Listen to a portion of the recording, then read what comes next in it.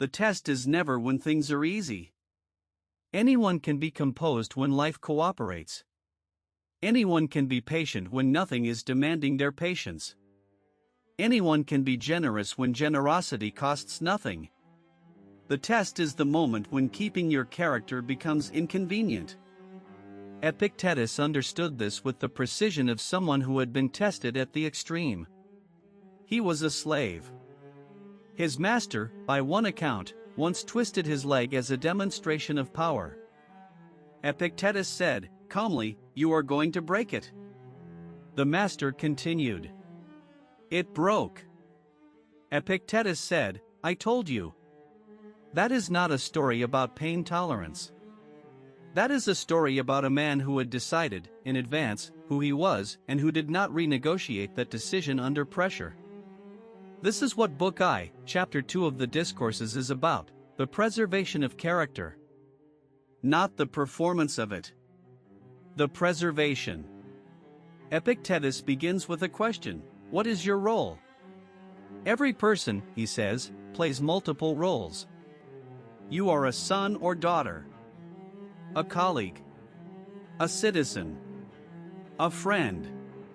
Each role carries obligations, things that belong to the part, things that you owe the people in your life by virtue of the relationship itself. The question is not whether you like the obligations. The question is whether you will honor them. Because the moment you start selecting which parts of your role to fulfill based on what is convenient, you have stopped playing the role. You have started playing a version of it that serves you. And that is not character. That is strategy with a philosophical disguise. But Epictetus pushes further. He asks, what if honoring your role comes at a cost? What if being honest means you lose the approval of someone whose approval you want? What if maintaining your principles means you miss the opportunity, lose the contract, displease the powerful person in the room? What if being who you say you are is expensive? His answer is not comfortable. But it is clear.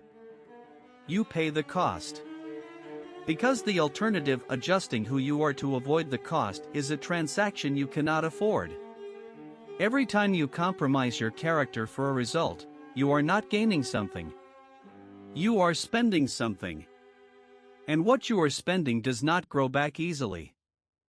Epictetus uses the language of trade. The tyrant, he says, can take your body. He can take your property. He can exile you or execute you. But he can only touch your character if you give it to him. Only if you value what he offers more than you value what you are. The moment you say, I will tell this lie to avoid this consequence, the tyrant has won. Not because he forced you. Because you agreed to the terms. Who are you when the pressure is on? Who are you when no one is watching who matters? Who are you when honesty costs you and dishonesty would be invisible? That is the question. Epictetus does not pretend it is easy. He is not offering ease. He is offering something better, a self that you can actually trust. A character that holds.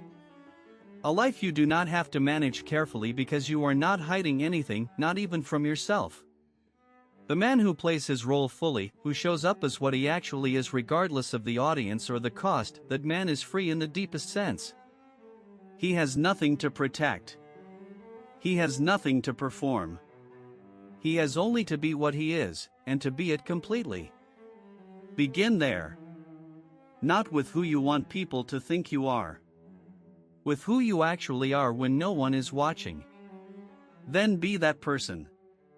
In every room. At every cost.